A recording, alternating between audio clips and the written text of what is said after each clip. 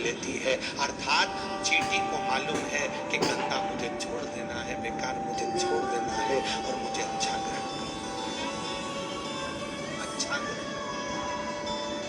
मेरा निवेदन है आज हरतालिका तीज के अवसर पर जितनी मेरी जीजियां व्रत रखी हो ना रखी हो, जितने मेरे भाई, जितने मेरे जीजा, मेरी बेटियां, मेरी माताएं, मेरे भाई जितने कथा श्रवण कर रहे हैं, उनसे निवेदन है आज से संकल्प ऐसा ले लो कि हम जब भी भगवान के मंदिर जाएंगे हमें बुराई नहीं देखना। हम शिव के शिवालय में जा रहे हैं, हमें बुराई नहीं देखना। हम कथा में बैठ रहे हैं, हमें बुराई नहीं देखना। हम शिव पुराण में गए, हमें बुराई नहीं देखना। हमें गंदगी नहीं देखना, हमें अच्छाई देखना,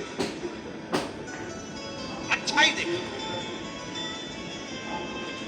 को बैठने के लिए सोफा, कालीन सब देखा जाता है, पर जब शिव महापुराण की कथा होती है पंडाल लगता है बड़ा बड़ा, पंडाल पूरा भरा जाता है, बाहर रोड पर लोग बैठते हैं, ग्राउंड में लोग बैठते हैं, अपना बिछाने का साथ लाते हैं, अपना छाता साथ लाते हैं, अपनी पानी की बोतल साथ लाते हैं। वो ये नहीं देखते कि मैं कहाँ बैठा हूँ, उसको तो लगता है कि मैं शंकर के करीब में हूँ, मैं शिव के सामने हूँ, मैं शंकर के पास में हूँ। उसे कोई फर्क नहीं पड़ता कि वो कहाँ बैठा।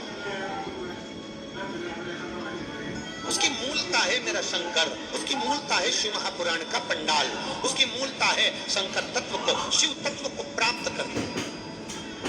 और हम धन्यवाद देंगे गुड़गांव के, इस गुरुग्राम के, हरियाणा के सभी श्रोता भाई बहनों को।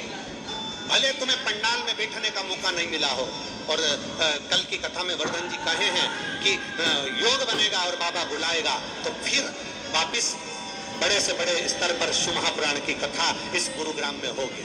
और इतना बल आपको वर्धन जी को देना है, इतना बल देना है कि वो आगे चलकर इसी शिव महापुराण की कथा करवा सके, यादव परिवार की कथा को फिर आयोजित कर सके। इतना बल आपको प्रदान करना है कि वो कथा हो। और हम निवेदन करेंगे आने वाले समय में जो कथा है, जैसे ये कथा तो 3 तारीख से 7 तारीख तक कल पूर्ण हो जाएगी। सुबह 8 बजे से 11 बजे तक कथा ऑनलाइन यहाँ कथा होगी मंडप में, और दिखाने में टीवी पर वही 1 बजे से 4 बजे तक होगी। और उसके बाद में 12 तारीख से 18 सितंबर तक सीहोर में जो हमारी गादी की कथा होती है, वो कथा अग्रवाल धर्मशाला में होगी। वहाँ इतनी जगह नहीं, इसलिए उसको ऑनलाइन नहीं करते हैं, और ना वो टीवी पर आती है, बस पंडाल में वही अग्रवाल धर्मशाला में होती है, जिसका समय 2 बजे से 5 बजे तक। फिर 20 तारीख से 24 सितंबर तक कांटा, कुरीडीह, कुकरेल, धमतरी छत्तीसगढ़ में 5 दिवसीय श्राद्ध पक्ष में कथा रहेगी। श्राद्ध में ही दूसरी कथा 26 सितंबर से 2 अक्टूबर तक नांदगांव, नासिक, महाराष्ट्र में होगी, जहाँ के आमदार, जहाँ के विधायक महोदय इस कथा को कराएंगे। शिव महापुराण की कथा जहां तुम्हारे नजदीक में, और ये 16 श्राद्ध की जो कथा है, इसमें निवेदन है कि जो लोग कथा के पंडाल में आ रहे हैं या मंडप में आ रहे हैं, वो अपने साथ अपने पूर्वजों का फोटो भी ला सकते हैं और उस कथा को श्रवण करें। और ये संकल्प विटले सेवा समिति ने, व्यास गादी ने लिया है कि 16 श्राद्ध में 16 ही दिन जहां जहां कथा है श्राद्ध की, सब जगह पर समिति की ओर से भी भंडारा चलेगा।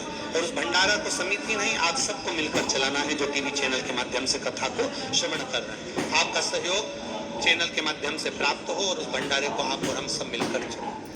16 दिन तक श्राद्ध पक्ष में खूब भाव से जितने शिव भक्त कथा सुनने आए, सबका मुंह झूठा, आपके कण मात्र से भी वो मुख झूठा, बड़े प्रेम से कथा। भगवान देवादिदेव महादेव का पवित्र चरित्र। और एक निवेदन है, 16 श्राद्ध में एकम तिथि हो, दूज तिथि हो, 30 तिथि हो, चतुर्थी हो, पंचमी हो, छठ हो, सप्तमी हो, जिनके पूर्वजों की जो भी तिथियां उस समय पर पड़ेंगी, उन तिथियों में प्रतिदिन 2 दिन में 1 दिन आपको जो आप मिस कॉल दे रहे हैं, उस मिस कॉल पर